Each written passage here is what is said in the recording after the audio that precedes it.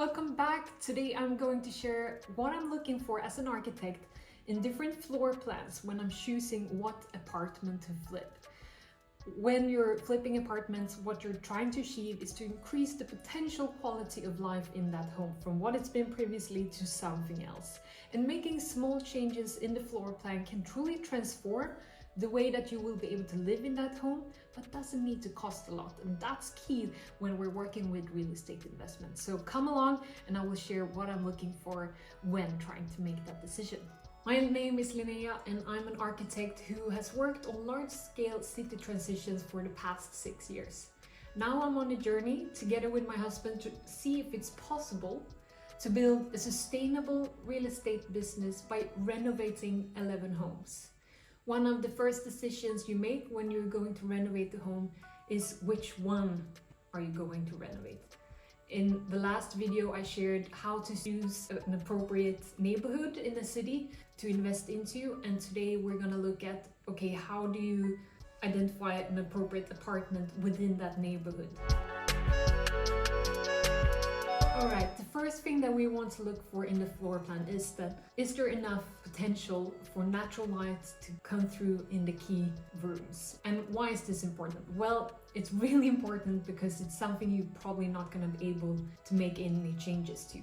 This is different if you're buying a house. In a house, you can always add a window or make a new door that has a window in it, or in other ways create lights. But if you're buying an apartment, you're probably not going to be allowed to put in another window. So you need to make sure that there is sufficient natural light from the start. So what do? Well, you look at the floor plan, you identify where are the windows, is there a large enough window in each key room? And key rooms are living rooms, kitchens, bedroom, offices. Toilets and entrances doesn't necessarily need to have a window. It's nice if they do, but I would really prioritize the living room and the kitchen first of all.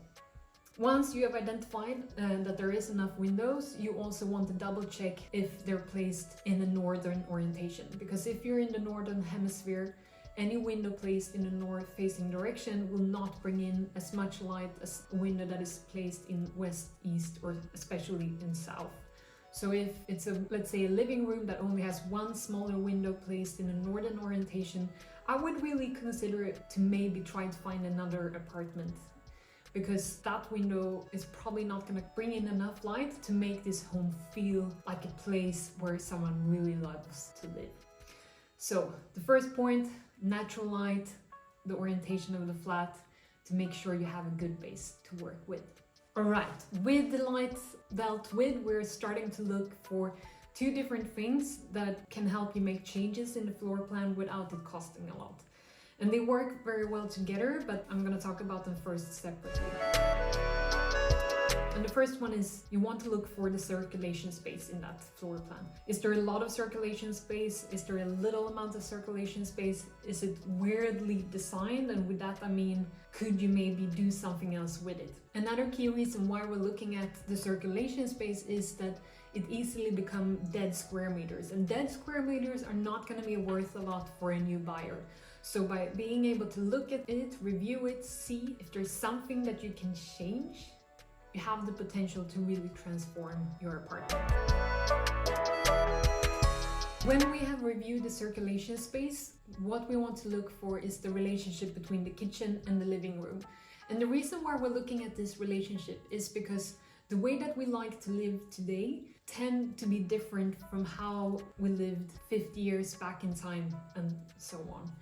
Because if we go back in time, we tended to want to have the kitchen separated from the living room. Today, we tend to like to have it combined as one open floor plan.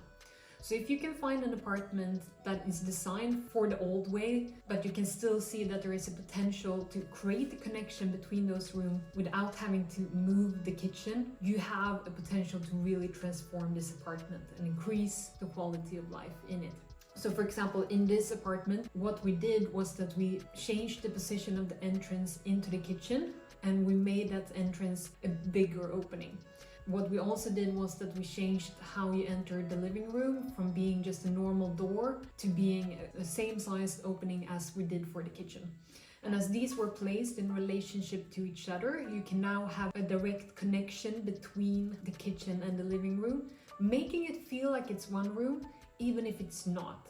And if you compare that to how other apartments in the same building, but also around in this neighborhood look like, it's really standing out, because this neighborhood was built in the same era where you wanted the kitchen and the living room separated. So by making those small changes in the floor plan, we were able to make it stand out in the crowd in a way that is really benefiting. So look for the relationship between the kitchen and the living room and see what you can work with there. Okay, so we talked about the lighting, we talked about how the different circulation space and different rooms relate to each other. Now we really need to look for where are the thinner walls and where are the thicker walls in the floor plan. Sometimes the drawings you get from the realtor agent are not going to be accurate enough to see this. So when you go and view the flat, what I always try to do is to look at, are some of these walls thicker than others? And why is that important to understand? Not always, but in most cases, a thicker wall is a bearing wall. In other words, it's gonna be a wall that is harder to remove or make openings in or make changes to. It's possible, but it will cost you a lot more. The thinner walls tend to be walls that are not bearing walls, i.e. they're not crucial for the construction of the building, which means that they're easy to make changes into. So in this apartment, for example, the openings that we made were in walls that were not crucial for the construction of the building. If you are considering making changes to those load-bearing walls, you will need a bit more help from an engineer to understand how can you offload the weight and how can you change the construction so that it's not gonna the building fall down. Alright, so those are the key things that I look for as an architect in a floor plan when I try to decide which apartment to make an investment. We talked about light and orientation. We talked about how the circulation spaces are designed. We talked about the relationship between the kitchen and the living room. And we talked about how you can understand if it's a load-bearing wall or not. There are many other things that you could consider, and if this is interesting, please let me know in the comments and I'll try to make another video sharing a bit more of the details in how I work when I redesign the floor plans. If you enjoyed today's video, please give it a like and consider subscribing, and I see you in the next one.